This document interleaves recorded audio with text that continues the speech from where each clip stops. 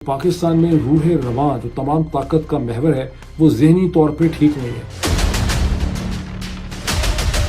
General Asif Malik साहब, आपने मेरे घर की सेंट्री को पार किया, मेरी वालदा को बेतकीर किया, मेरी बहन को बेतकीर किया, ये बात याद रखिएगा। धमकियां नहीं देनी चाहिए, उनके इल्जामात का जवाब देना चाहिए।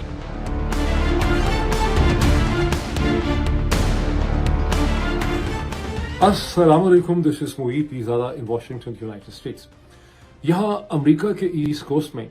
अभी 19 मार्च 2025 और बुध के दिन की दोपहर है,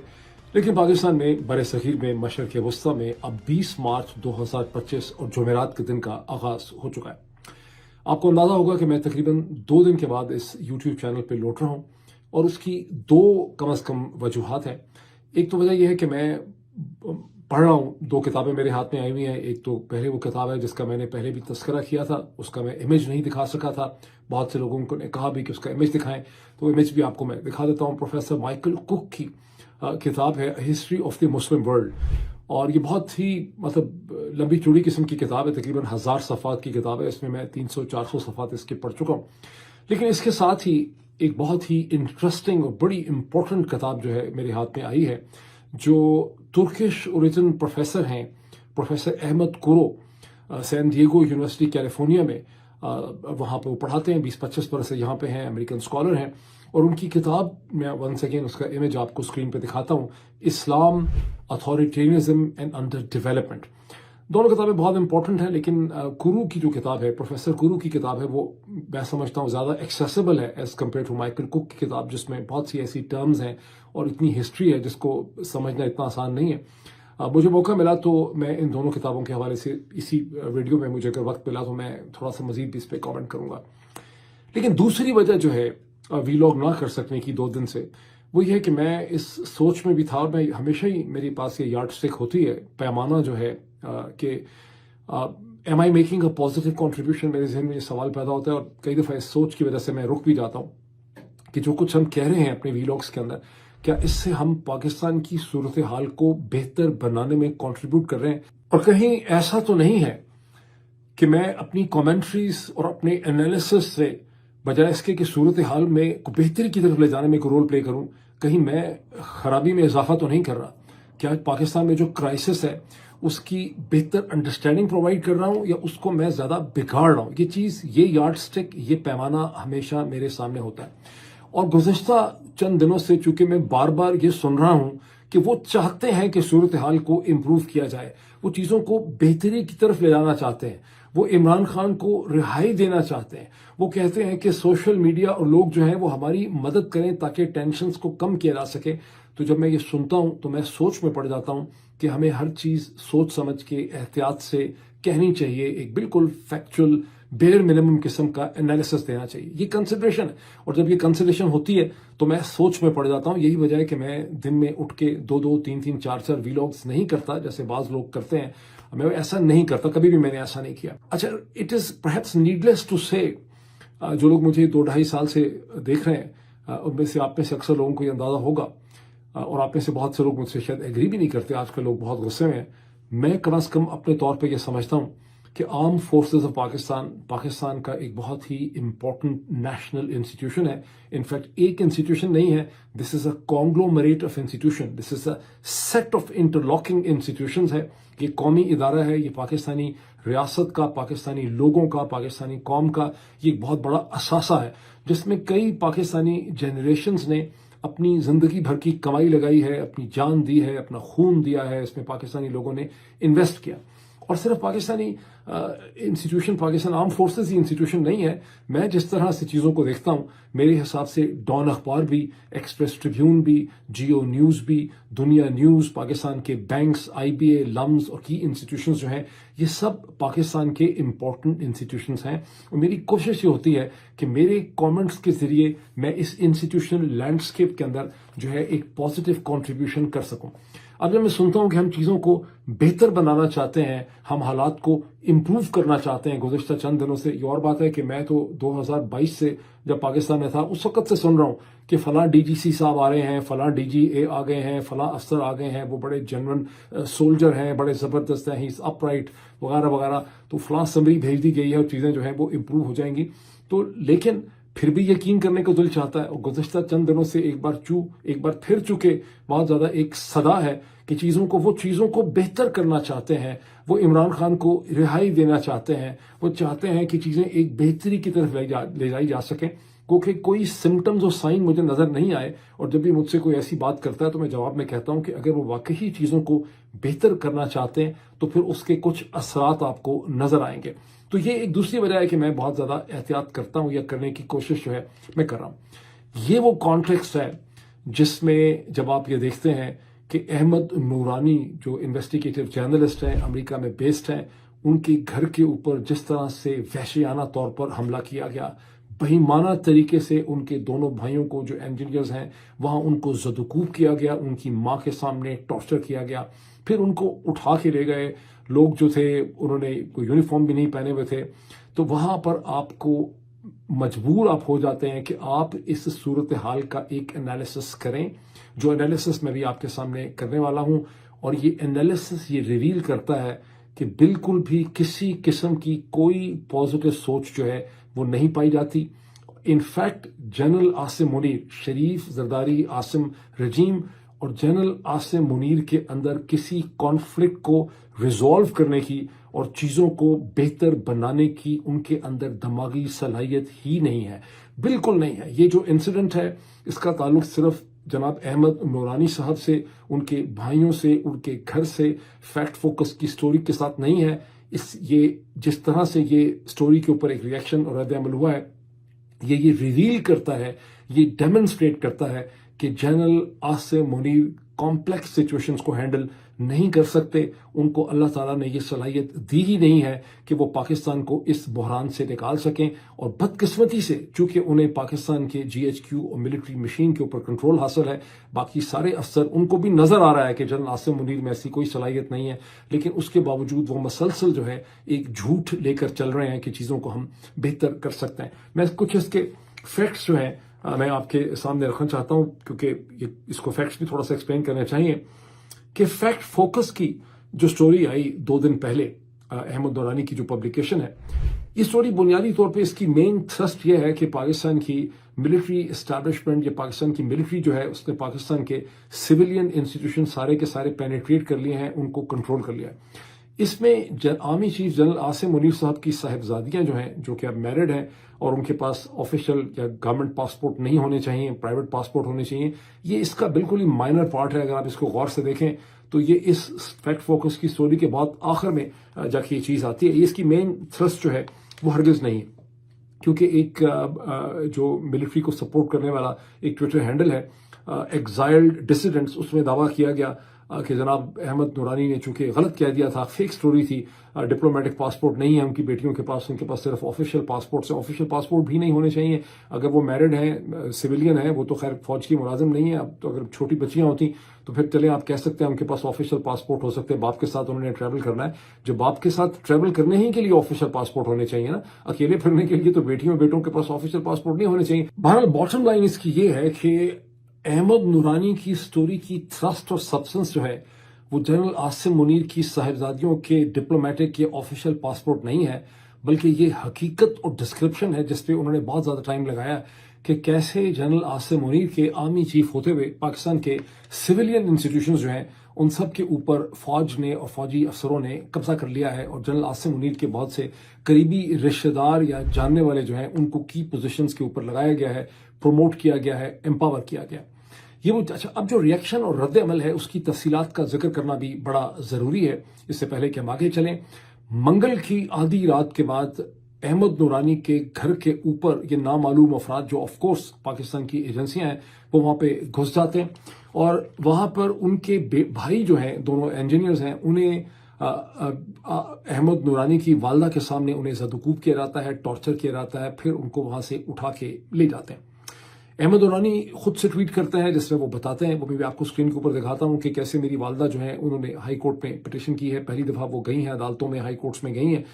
لیکن پولیس جو ہے وہ کہہ رہی ہے کہ جو کچھ بھی ہوا اس سے ہمارا کوئی تعلق نہیں ہے۔ پولیس یہ مان ضرور رہی ہے کہ اس کے پاس کمپلینٹ آئی ہے، لیکن پولیس یہ بھی اعتراف کر رہی ہے، جیسے کہ ہمیں سٹوری سے پتہ چلتا ہے، میں اسکرین پہ آپ کو دکھاتا ہوں کہ انہوں نے کوئی FIR جو ہے اس حوالے سے درج نہیں کی۔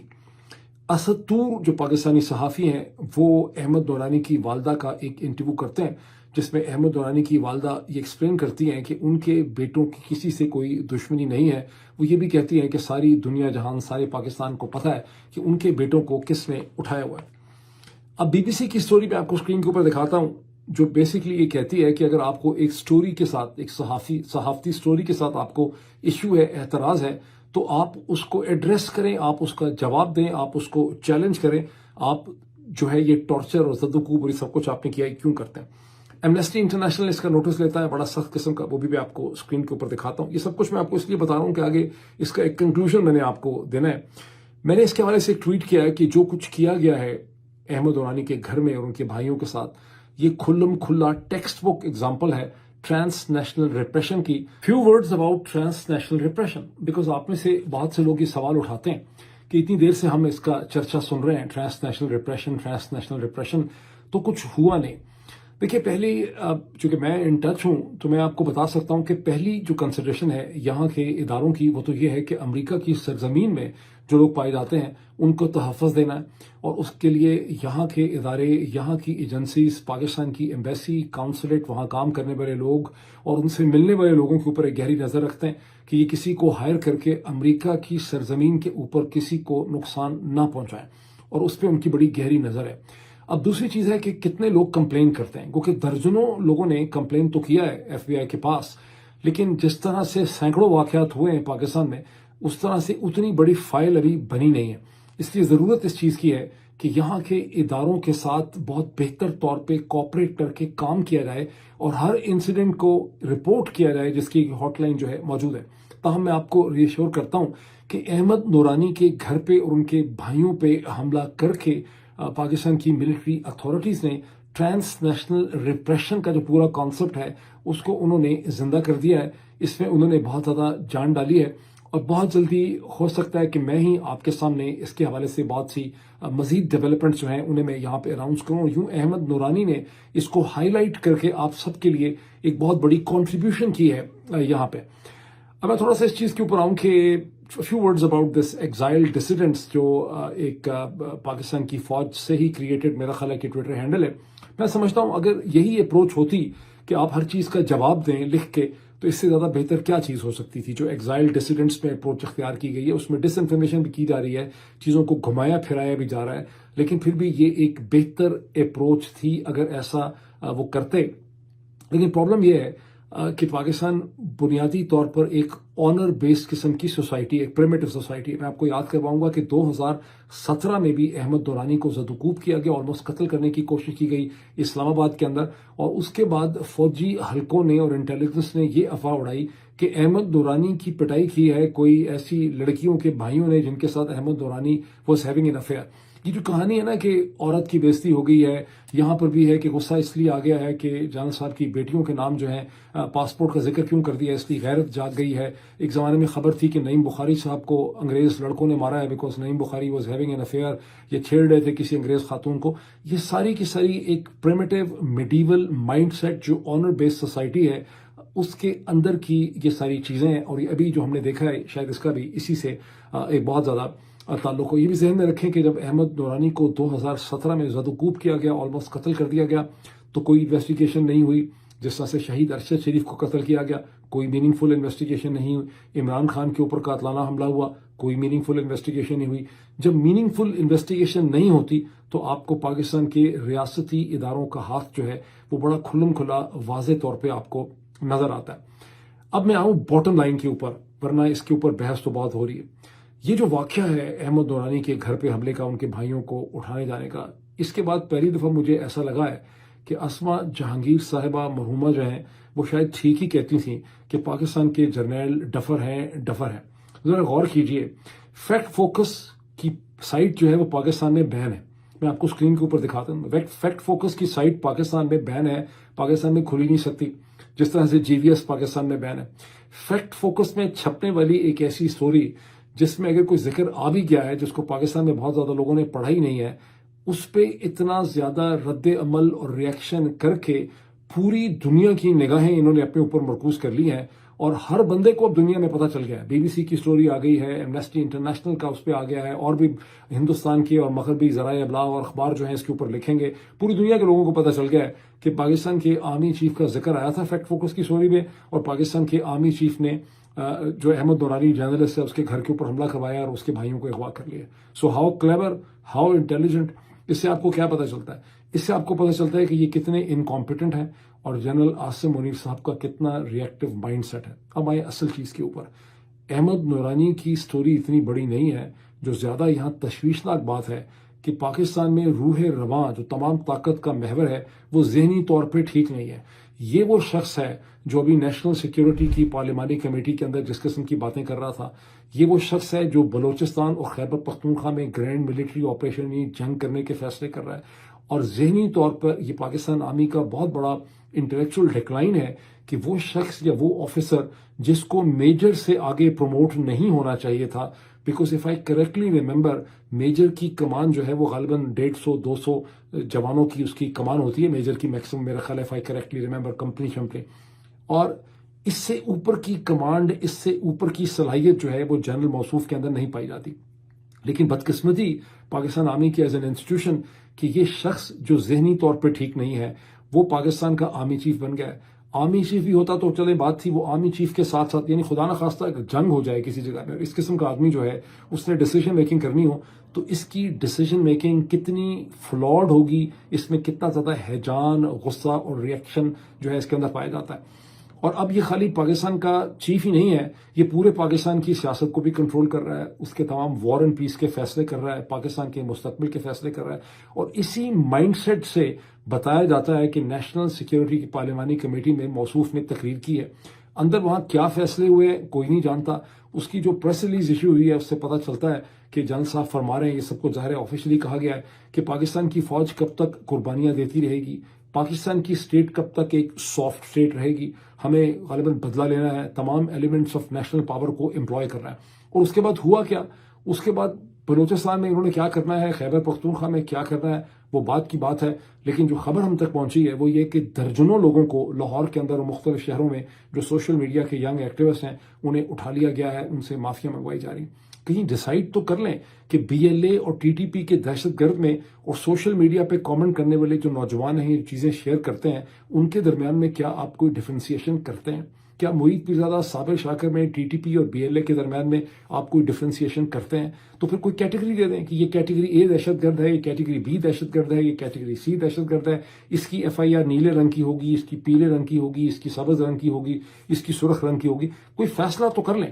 ٹوٹل آپ کو ان کے ذہن کی کنفیوژن نظر آتی ہے, اور اسی ذہنی کنفیوژن کے اندر جب آپ کو ان کے آپ سنتے ہیں کہ وہ کہہ رہے ہیں ہم چیزیں ٹھیک کرنا چاہتے ہیں, ٹرسٹ می چیزوں کو ٹھیک کرنے کی کسی بھی قسم کی صلاحیت جو ہے میں انالیسس کر کے کہہ رہا ہوں جنرل عاصم منیر اور ان کی انتظامیہ میں نہیں پائی جاتی. اگر یہ چیزیں ٹھیک کر سکتے ہوتے تو یہ ہر دن نئی پرووکیشن جو ہے نہیں کریں, اور یہ جس طرح سے بلوچستان میں اور خیبر پختونخوا میں گرینڈ ملٹری آپریشن کرنے کی بات کر رہے ہیں اس سے چیزیں صرف خراب ہوگی. مجھے بڑی خوشی ہوئی ہے کہ سلمان اکرم ڈارا صاحب نے کم از کم ایک کلیئر پوزیشن لی ہے اس نیشنل سیکیورٹی کی پارلیمانی کمیٹی کے بعد, جب انہوں نے یہ کہا کہ ہم کسی بھی جنگ کے خلاف ہیں. پرابلم یہ ہے کہ باقی پاکستان تحریک انصاف کے جو لیڈرز ہیں, ایون محمود خان اچکزئی صاحب نے, ان کی پوزیشن یہ ہے کہ چونکہ عمران خان کو نہیں بلایا گیا اور چونکہ عمران خان کو ہونا چاہیے تھا اس لیے ہم نیشنل سیکیورٹی کی بریفنگ میں نہیں جاتے. اس سے کہیں زیادہ واضح پوزیشن لینے کی ضرورت ہے. پوری پاکستان تحریک انصاف کو بار بار یہ کہنا چاہیے کہ بلوچستان میں اور خیبر پختونخوا کے اندر گرینڈ ملٹری آپریشن یا اس قسم کی کوئی بھی بات کرنا یہ بہت ہی ایک نازک مسئلہ ہے, یہ بہت سنجیدہ اور پیچیدہ مسئلہ ہے. اس میں بہت زیادہ وائڈر سٹیک ہولڈرز یعنی جب تک خیبر پختونخوا اور جو ڈسٹرکٹس ہیں, جو شہر ہیں, جو ڈسٹرب قصبے ہیں, وہاں کی لیڈرشپ کو آن بورڈ نہ لیا جائے, جب تک اس حوالے سے ایک آل پارٹی کانفرنس نہ ہو, اس میں تمام سٹیک ہولڈرز نہ بیٹھیں, بلکہ صرف سیاسی لوگوں کی بات نہیں ہے, وہاں کے جو علماء ہیں, وہاں کے جو مفکر ہیں, وہاں کے جو امپورٹنٹ سٹیزنز ہیں, سب کا آپ کو ایک کنسنسس ڈیولپ کرنا ہے. جو وار اینڈ پیس کے مسئلے ہوتے ہیں وہ اتنے چھوٹے نہیں ہوتے کہ ایک جنرل اپنی ہی بنائی ہوئی ایک پارلیمنٹ اور اسی کی ایک نیشنل اسمبلی کو اکٹھا کر کے بریفنگ دے دے اور اس کے بعد کہے کہ ہم جا کے ملک کا ایک حصہ ادھیڑنے لگے ہیں, جس کے نتیجے میں سینکڑوں ہزاروں لوگ جو ہیں ہلاک ہو سکتے ہیں, نئے زخم جو ہیں وہ لگ سکتے ہیں. لیکن احمد نورانی کی جو ساری سٹوری ہے، یہ جو سب کچھ ہوا ہے، اس سے ہمیں پتہ چلتا ہے کہ جنرل عاصم منیر کا ایک انتہائی ریئیکٹو مائنڈ سیٹ ہے، اور ان کو کنٹرول حاصل ہے اس پوری کی پوری ملٹری مشین میں، اور ان کی اپنی نوکری بچانے کے لیے باقی سارے جرنیل جو ہیں وہ مسلسل یہ کہہ رہے ہیں کہ ہم چیزیں ٹھیک کریں. کوئی چیزیں یہاں پہ ٹھیک ہوتے 1% چانس نہیں ہے کہ جنرل عاصم منیر کے ہوتے ہوئے چیزیں ٹھیک ہو سکتی ہیں. جنرل عاصم منیر صاحب از unfortunately he is the principal problem and he cannot set anything right. یہ بات اب اس پہ تھوڑا سا دیکھ لیں کہ ہیوم ایک اسرائیلی پبلیکیشن ہے، دوسرے تیسرے درجے کا اخبار ہے، جس نے لیکن سٹوری انہوں نے بڑی زبردست قسم کی نکالی ہے. ان میں ایک کورسپونڈنٹ نے سٹوری لکھی ہے کہ 10 پاکستانی صحافیوں کا جس دن حملہ ہوا ہے جعفر ایکسپریس میں، اس وقت 10 پاکستانی صحافی جرنلسٹ نے، جس میں 2 خواتین تھیں اور 8 اس میں مرد حضرات ہیں، انہوں نے پاکستان سے ٹریول کیا ہے پاکستانی پاسپورٹس کے اوپر، اس پاکستانی پاسپورٹ پہ جس میں آپ دنیا کے تمام ممالک میں سفر کر سکتے ہیں ایکسیپٹ اسرائیل، اور ان کو اسرائیل میں ٹھپے لگائے گئے ہیں. وہاں انہوں نے اپنے انٹرویوز بھی دیے ہیں، کچھ نے تصویریں بھی کھنچوائی ہیں، انہوں نے وہاں پہ اسرائیلی صحافیوں کے ساتھ انہوں نے بات چیت بھی کی ہے، ڈفرینٹ جگہوں کو انہوں نے وزٹ بھی کیا ہے، اور انہوں نے کہا ہے کہ ہم خیر سگالی کے لیے آئے ہیں، ہم دیکھنا چاہتے ہیں کہ چیزوں کو کیسے جو ہے وہ امپروو کیا جا سکتا ہے. اچھا، مزے کی بات ذرا نوٹ کیجئے کہ یہ جو اسرائیلی اخبار میں نے چیک کروایا ہے، ہیوم جو ہے یہ پاکستان میں کھلتا ہے، اس کی سائٹ پاکستان میں کھلتی ہے. فیکٹ فوکس جس کے اوپر سارا رد عمل کیا گیا وہ نہیں کھلتی، ٹھیک، فیکٹ فوکس نہیں کھلتی، جی وی ایس بھی نہیں کھلتی، گلوبل ویری اسپیس بھی نہیں کھلتی، لیکن اسرائیلی اخبار ہیوم جو ہے وہ پاکستان میں کھلتا ہے جہاں یہ سٹوری چھپی ہے. میں سب جرنلسٹ کے نام نہیں لینا چاہتا، میں نہیں چاہتا کہ کوئی ان کو پتھر یا ڈنڈا سوٹا مار دے کہیں میں ان کا نام لے لوں، لیکن پاکستان میں سٹوری کھلتی ہے. اب ذہن میں یہ بھی رکھیے کہ اگر یہ وہاں پہ گئے ہیں اور پاکستانی پاسپورٹ میں اسرائیل ٹریول کرنا، ان کے پاس برٹش امریکن پاسپورٹ تو ہے نہیں، تو پاکستانی پاسپورٹ پہ اگر اسرائیل ٹریول کرنے کی اجازت نہیں ہے تو ان کا اپنا ایڈمیشن کہ ہم اسرائیل گئے ہیں، وہاں تصویریں انٹرویو دے رہے ہیں، تو پھر اس کے خلاف تو قانونی کارروائی ہونی چاہیے. لیکن کوئی قانونی کارروائی اس لیے نہیں ہوگی کہ آپ کو یاد ہوگا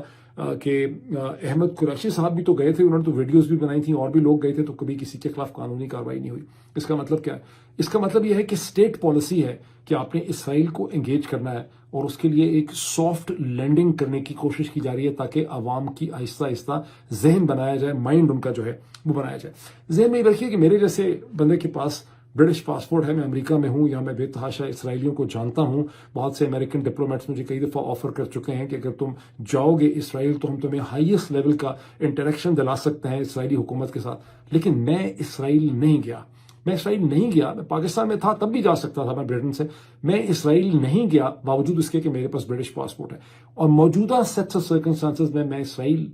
میں جانا چاہتا بھی ہوں، میں اپنے انٹلیکچوئل ایکیڈیمک ریزنز کی وجہ سے جانا چاہتا ہوں سمجھنے کے لیے، لیکن میں نے ڈیسائیڈ کیا کہ اس وقت نہیں آپ جا سکتے، اس لیے کہ غازہ کی صورتحال جو ظلم و ستم ہوا ہے اور جس قسم کا ریئیکٹو مائنڈ سیٹ اس وقت اسرائیل میں پایا جاتا ہے، آپ وہاں جا کر کوئی بھی میننگ فل بات نہیں کر سکتے. یہ لوگ وہاں گئے ہیں صرف کاکروچز بننے کے لیے، یہ گئے ہیں وہاں پہ جوتے صاف کرنے کے لیے، ٹھیک ہے، کیونکہ اس وقت وہ مینٹل ریسپٹیوٹی ایگزسٹ نہیں کرتی مسلمانوں کے لیے اسرائیل کے اندر، وہ بھی پاکستانی اوریجن مسلمانوں کے لیے، جہاں جا کے آپ کوئی میننگ فل بات اور ڈسکورس کر سکتے ہیں. جب چیزیں تھوڑی ٹھنڈی ہوں گی تب آپ وہاں پہ جا سکتے ہیں، کوئی بات کر سکتے ہیں. یہ صرف اور صرف وہاں پہ جو ہے نا ایک اپنے اسٹیٹ کا جو اسے کہتے ہیں مجبوری ان کی ہے اس وقت معافیا مانگنے کی یا انگیج کرنے کی، یہ اس چکر میں وہاں پہ گئے ہیں. جانے میں کوئی حرج نہیں ہے، لیکن this was not the right time to go over there. اور مجھے اس پہ بڑی اداسی بھی ہوتی ہے، مجھے ترس پہ بڑا آتا ہے پاکستانیوں پہ. مجھے یاد ہے جب میں کہا کرتا تھا 2016-17 میں نے نیشنل ڈیفنس یونیورسٹی میں کہا تھا کہ ہمیں غور کرنا چاہیے کہ ہم نے اس وقت اسرائیل کے ساتھ تعلقات نہیں بڑھائے ارلی 90s میں، اور اب ہم عربوں کے پیچھے لگ کے بعد میں اسرائیل کے ساتھ تعلقات بڑھائیں گے، تو every body reacted very badly. جب 2018 اور آخر میں 19 میں نے عمران خان کے ساتھ ایک جرنلسٹ میٹنگ میں یہ بات میں نے کہی کہ پرائم منسٹر آپ کو دیکھنا پڑے گا کہ جس طرح سے عرب ممالک اسرائیل کے ساتھ میں تعلقات بنا رہے ہیں، الٹیمیٹلی آپ کو اس کا آپ پہ پریشر پڑے گا. تو اس سے پہلے کہ عمران خان جواب دیتے، حامد میر صاحب نے مجھ پہ حملہ کر دیا، کبھی قائد اعظم کی بات، کبھی اسلام کی بات، کبھی کس چیز کی بات. آئی ریئلی ونڈر کہ یہ جو ہیوم کی سٹوری ہے، یہ اگر یہ ابھی تو پاکستان میں کھلی بھی ہے نا، تو حامد میر صاحب کو چاہیے کہ اس کو پڑھیں اور ان صحافیوں سے کم از کم پوچھیں، اور کچھ نہیں کرتے ان سے پوچھیں کہ بھائی تمہیں کس نے بھیجا وہاں پہ. یہ تو حامد میر صاحب کی بھی اخلاقی ذمہ داری بنتی ہے، میں کم از کم ان کو بتا رہا ہوں اس حوالے سے. تو اب نقصان اس کا کیا ہے؟ نقصان اس کا یہ ہے کہ اگر پاکستان میں دانش مندی ہوتی ارلی 90s میں یا اس کے بعد کسی بھی سٹیج میں، تو آپ خود سے ایک انیشیٹو لیتے اپنے نیشنل انٹرسٹ میں. آج آپ کو گردن سے پکڑ کے سعودی عرب اور متحدہ عرب امارات کہیں گے کہ آپ جائیں اسرائیل کو جوائن کر دیں، آپ کا کوئی نیشنل انٹرسٹ اس میں نہیں ہے. آپ صرف اپنے عربوں کو جن سے آپ پیسے لیتے ہیں، قرضے لیتے ہیں یا فری آئل لیتے ہیں، ان کو آپ یہاں پہ جا کے اوبلائج کریں گے. ایک دو لفظ میں بات کر دوں دونوں کتابوں کے حوالے سے. دیکھیے احمد کرو کی جو کتاب ہے اسلام اتھارٹیرینزم اینڈ انڈر ڈیولپمنٹ، بہت ہی سگنیفیکنٹ کتاب ہے. غالباً کئی درجن زبانوں میں اس کا ترجمہ ہو چکا ہے. بہت سگنیفیکنٹ کتاب ہے. میں نے سنا ہے اردو میں بھی اس کا ترجمہ اویلیبل ہے. تھوڑی سی مہنگی $33 کی میں نے کنڈل پہ ڈاؤن لوڈ کی. جنرلی کتابیں آپ کو $15-16 کی مل جاتی ہیں. لیکن if there's one book you want to read and if you really want to read a book, this is the book. جو پروفیسر مائیکل کوک کی کتاب ہے وہ مشکل ہے، اس کی وہ اتنی ایکسیسیبل نہیں ہے بیکاز اس میں بہت زیادہ چیزیں جب تک آپ کو ہسٹری کی نہ پتہ اس کو خیر وہ تو اس میں بھی آ جاتا ہے ایلیمنٹ. لیکن دونوں ہی کتابیں مائیکل کوک کی بھی اور یہ بھی دونوں بہت سگنیفیکنٹ کتابیں ہیں. کرو کی کتاب کی اچیومنٹ یہ ہے، پروفیسر کرو کی کتاب کی، کہ وہ دو چیزوں کو شروع سے ڈسکاؤنٹ کر دیتے ہیں. وہ کہتے ہیں کہ دو قسم کے تاثرات پائے جاتے ہیں مسلم دنیا میں، مسلم ذہنوں میں. ایک یہ ہے جو سیکولرسٹ کہتے ہیں کہ اسلام ماڈرنٹی کے ساتھ یا سویلائزیشنل پروگرس سے انکمپیٹیبل ہے. وہ ایکسپلین کرتے ہیں کہ 7ویں 8ویں صدی سے لے کے 11ویں 12ویں صدی تک جیسے کہ میں نے کئی دفعہ خود بھی کہا ہے،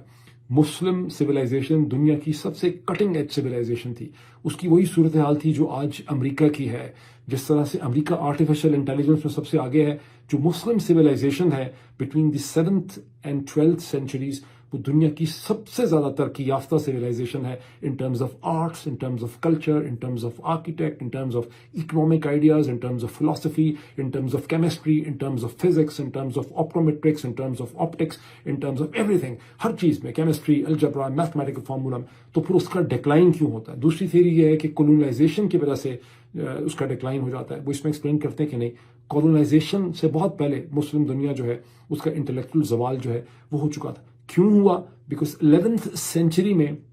ملٹری ملا الائنس پیدا ہوا. اسٹیٹ اور علماء کے درمیان میں ایک الائنس عباسی دور میں پیدا ہوا، جس کی وجہ یہ تھی کہ جب رائز ہوا شیعہ پولیٹیکل پاور کا تو اس کے مقابلے میں سنی اسٹیٹ نے تمام انٹلیکچوئل سورسز جو ہیں اس کو اپنے کنٹرول میں لانا چاہا، اور انہوں نے جو اس کی اٹانومی تھی تھاٹ کی، اور جو کریٹیوٹی تھی، جو آزادی تھی سوچنے کی، اس کو انہوں نے بند کرنا شروع کر دیا. اینڈ دا ہسٹری اس کے بعد ریسٹ از ہسٹری. اس میں پھر میں کبھی تفصیل سے بات کروں گا. ابھی اتنا ہی. Thank you.